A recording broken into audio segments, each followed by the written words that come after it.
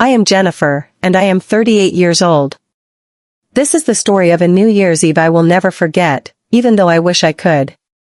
I have always taken pride in being the responsible one in my family. I work hard, fulfill my duties, and keep my personal life as stable as possible. But sometimes, no matter how much we try to control everything, life throws us a curveball. That night, it threw more than I could have ever expected. The evening started like any other New Year's celebration. I was excited, of course. It was an opportunity for the family to come together, laugh, and have fun. My nephew, Jason, 27 years old, was coming over. He had always been close to our family, especially to me. He was like the little brother I never had. We always got along, and I was really looking forward to seeing him. But I also knew that after everything that had happened, I would have to carefully navigate the evening. The house was filled with the usual chaos of family gatherings, people chatting, running around, and the smell of my mother's famous lasagna filling the kitchen. Everyone was excited, preparing for the countdown to the new year. Champagne glasses clinked as people toasted. I smiled, enjoying the laughter around me, but inside, I felt a little distant. Maybe it was the pressure of everything, the expectation to be the perfect host, to keep the energy high. I tried to push those thoughts aside. Tonight was about the joy of letting go. Jennifer, are you okay? Jason's voice pulled me out of my thoughts. I looked up to see him standing by the table, a mischievous smile on his face as he held a glass of wine. Yes, I'm fine, just thinking about things, I replied, trying to shake off the feeling. No thinking on New Year's Eve, just celebrating, he laughed. I couldn't help but chuckle. That was just the kind of person he was, always trying to lighten the mood. As I watched him walk away, I felt relieved. I hadn't realized how much I needed a moment to breathe with everyone around.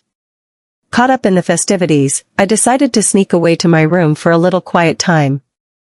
It wasn't that I didn't want to be around my family, I just needed a break from the noise.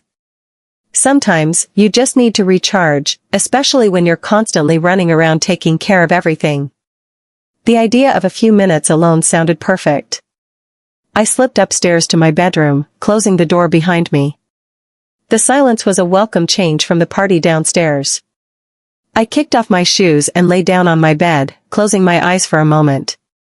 I knew that when the clock struck midnight, the real chaos would begin, hugs, resolutions, and, of course, the perfect selfie for social media. But for now, I had a few moments of peace to myself. I lay there, my mind still racing. There was a slight buzz from the wine I had earlier, but not enough to be drunk. I just needed to clear my head. I stayed alone in my room for a while, enjoying the quiet, until I heard footsteps approaching. Hey, Jen, came Jason's voice from the doorway. Yes? Just catching my breath, I said, sitting up on the bed. Come in. What's up? I was just looking for you. Everyone's having fun downstairs. Are you sure you're okay? You seem a little distant tonight. I sighed, feeling the weight of his words. I'm fine. Just a lot on my mind, I guess. It's been a long year. He nodded, understanding. Yeah, I get it. It's been crazy for all of us. But hey, we have a whole new year ahead of us, to let go and have fun tonight, right? I smiled, appreciating his optimism. He was right. This was the new year, a time for new beginnings. Maybe I was overthinking things for no reason. I guess you're right, I said. Thanks for checking in, though. No problem, he said, flashing me a grin before heading back downstairs. I lay back on my bed, staring at the ceiling. The sounds of the party below were muffled, and I couldn't help but think about how my life used to be. It felt like I was always being pulled in different directions, and sometimes, I just wished I could pause for a moment. Finally, I got up and headed downstairs. I wasn't going to let a few moments of doubt ruin the night. As I stepped back into the living room, everyone cheered and raised their glasses. Jennifer, you're back, my mother exclaimed. Feeling better? Yes, just needed a minute, I replied, smiling as I settled back in among family and friends. Jason caught my eye and winked, making me smile. The energy in the room was contagious. I was ready to set my worries aside for a few hours and enjoy the evening. As the night went on, the party became louder and livelier. Everyone was drinking, and the atmosphere was filled with laughter, conversation, and music. I started feeling like myself again, reconnecting with old friends, reminiscing about memories, and laughing at silly things. But deep down, I still felt an uneasiness. Maybe it was just the weight of the year, or maybe I was overthinking everything. Whatever it was, I tried to push it away and stay in the moment. After all, it was New Year's Eve, and this was supposed to be a celebration. The atmosphere downstairs was electric, laughter and the clinking of glasses mixed with the upbeat music playing in the background. I could feel the energy rising as midnight approached. I wasn't going to let myself be the one to ruin the fun. I forced a smile and tried to blend in. "Jennifer, you're a bit quiet tonight," my cousin Sarah said, handing me a glass of champagne. "Are you okay?" "Just a little tired," I answered, trying to hide the restlessness I was feeling. I didn't want to make a big deal out of it. This was a party. It was New Year's Eve. The last thing I wanted was to bring down the mood. I took a sip of champagne, feeling the bubbles tickle my throat. It was sweeter than I usually liked, but I didn't mind. I needed to relax. Tonight was supposed to be fun, after all. Jason appeared beside me, flashing his usual bright smile, the one that could light up the entire room. "You sure you're okay?" he asked, studying me closely. "You still seem a little off." I giggled, trying to shake off the heaviness in my chest. "I'm fine. Just thinking." "Don't think. Just celebrate," he grinned. "We've got less than an hour until the new year." I nodded, smiling. He was right. I was overthinking everything. Jason handed me another drink, and I couldn't help but feel grateful. He always knew how to put me at ease. He wasn't the type to complicate things, he always saw the fun side of life. Maybe I should be more like that. I spent the next few minutes chatting with cousins and friends, but I couldn't shake the feeling that something was wrong. Not just the quiet moment earlier, but something deeper, a tension in the air that I couldn't explain. As the clock ticked down, I found myself glancing at it every few minutes. I couldn't help it. Midnight was approaching, and while I wanted to embrace the excitement, there was a strange unease lingering in the back of my mind. Jason caught my eye again and gave me a thumbs up. I nodded slightly, letting him know I was trying to stay calm. The countdown began, and the room erupted with excitement. 10, someone shouted, and everyone joined in. 9. 8, the energy in the room was contagious. 3. 2. 1. Everyone shouted together, raising their glasses. "Happy New Year!" We cheered together. I laughed, hugging everyone around me. It felt wonderful to be surrounded by loved ones, sharing in the joy of a new year. For a moment, the weight on my shoulders lifted. But deep down, something still haunted me. I couldn't shake the feeling that something was wrong. Yeah, I couldn't quite put my finger on it, but it lingered like a shadow in my mind, until that night when everything changed. This episode stays true to its concept and gradually builds tension and anticipation as the New Year's Eve celebration unfolds. The next episode will set the stage for the event that propels the story forward. The party was starting to wind down. The laughter had softened into a gentle hum, and conversations had grown quieter. Some guests had already begun to leave, while others gathered in small groups, speaking in hushed tones in the corners of the living room. I glanced at the clock, it was past 1 a.m. By then, the alcohol had hit me harder than I expected. I wasn't used to drinking that much, and the room spun around me, making me feel more disoriented than usual. Jason was still nearby, chatting with my cousin, but I noticed him glancing my way now and then. I tried to shake the thought that maybe he had noticed I wasn't quite myself. But I couldn't ignore how my body suddenly felt warm, as if wrapped in a thick blanket of exhaustion. I needed a break from the noise and movement of the party. I decided to take a moment for myself.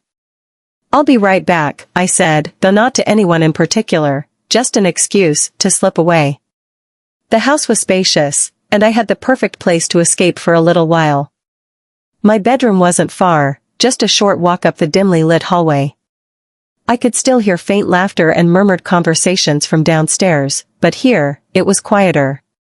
Peaceful. I reached my room and pushed the door open, thinking I would collapse onto my bed for a moment. I was exhausted, my mind still racing with 100 different thoughts. I just wanted to rest for a bit before everyone else called it a night. But at first, I didn't realize someone else was already in the room. The door clicked shut behind me, and I turned toward my bed. But instead of the empty space I had expected, I froze. Sitting at the edge of my bed was Jason. I blinked, momentarily unsure if I was really seeing him. "Jason?" I slurred, my words slightly slower than I intended. What was he doing here? At first, he didn't answer. Instead, he stood up and stepped toward me, his expression unreadable. A strange warmth rose in my chest, a mix of alcohol and exhaustion, making everything feel hazy and surreal. I swayed slightly, and Jason caught me before I could stumble. "Whoa, you okay?" he asked, his voice low and steady. I nodded quickly, still feeling that strange sense of disconnection. "Yeah, I'm okay," I said, though I wasn't sure if I was lying to him or to myself. I needed a moment to gather myself, but something felt off. I met Jason's gaze, and his eyes softened, as if he were trying to understand what was happening. Before I could process it, he reached out, his hand brushing against my arm, gently guiding me to sit on the bed. "Just sit for a second," he said. "You drank too much." I felt dizzy, and let myself sink into the mattress. The room was still spinning, but I tried to focus. Something about his presence was comforting yet confusing. I didn't know why, but my mind felt foggy, like I couldn't grasp what was happening. Jason sat beside me, his hand resting lightly on my back, as if to steady me. I wasn't sure what I was doing anymore. But I felt safe. I closed my eyes, letting the warmth of the alcohol blur my thoughts even further. The next moments felt like they were happening in slow motion. I could hear Jason's voice, but it was distant, like I was underwater. His words drifted in and out of my consciousness. "Jennifer, you drank too much. I think you should rest here for a bit." I wanted to respond, but my thoughts scattered. I couldn't think straight. And before I knew it, I felt his arms around me, lifting me gently. Not forcefully. It felt natural. Maybe it was the alcohol. Maybe it was just the way my body reacted to his touch. But I didn't stop him. I let myself be guided back to the bed. The room kept spinning, and I couldn't think clearly. I could feel the warmth of his body beside me. And for one brief moment, I felt safe. I felt comfortable. My head felt heavy, and everything blurred together. I tried to speak again, but the words wouldn't come out. I didn't understand why I didn't stop him. Why I didn't push him away. But I didn't. I just lay there. My mind tangled in confusion. The next few moments blurred together, and I couldn't separate reality from the haze in my mind. What happened after that, I can't tell you. It wasn't until much later that I realized what had happened. Or, more accurately, what I had allowed to happen. This episode follows the outlined plot, leading up to a pivotal moment in the story. It sets the stage for the consequences that will unfold in the upcoming episodes. Morning light filtered through the gaps in the curtains, waking me earlier than I wanted. My head throbbed from the leftover alcohol, and I felt dizzy as I pushed myself up from the bed. A wave of confusion washed over me. I had to stop and take in my surroundings. My heart skipped a beat when I realized I wasn't alone. This was my bedroom. But Jason was still asleep beside me. That realization hit me like a freight train. I froze, trying to piece together the events of the night before.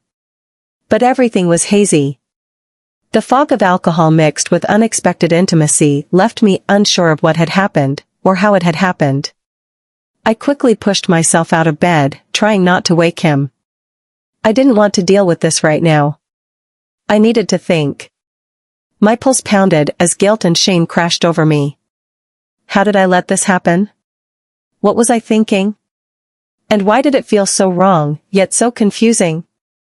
I stumbled into the bathroom, leaning against the sink, staring at my reflection. The face looking back at me felt unfamiliar, like the woman in the mirror wasn't the same person I was yesterday. How had I let myself get here? I splashed cold water on my face, trying to steady the racing thoughts in my mind. I couldn't shake the image of Jason lying beside me on the bed. The last thing I wanted was for him to wake up and for us to have to face this. I didn't even know what to say to him. But one thing was clear. This wasn't just a mistake. It wasn't an accident. Something had happened between us. And I didn't know how to undo it. I heard movement from the bedroom and froze. Jason was awake. I could hear him shifting around, and then the door opened. His tired eyes met mine, and for a brief moment, I couldn't read his expression. Did he feel the same confusion I did? "Morning," he said, his voice rough from sleep. There was a slight tension in his tone, and I could see uncertainty in his eyes. I didn't know what he was thinking, but I could tell, he wasn't sure about what had happened either. I couldn't meet his gaze. Guilt pressed heavily on my chest, and I felt my face flush. "What did we do?" "Jason," I started, but I didn't know what to say. There were no words to explain what had happened.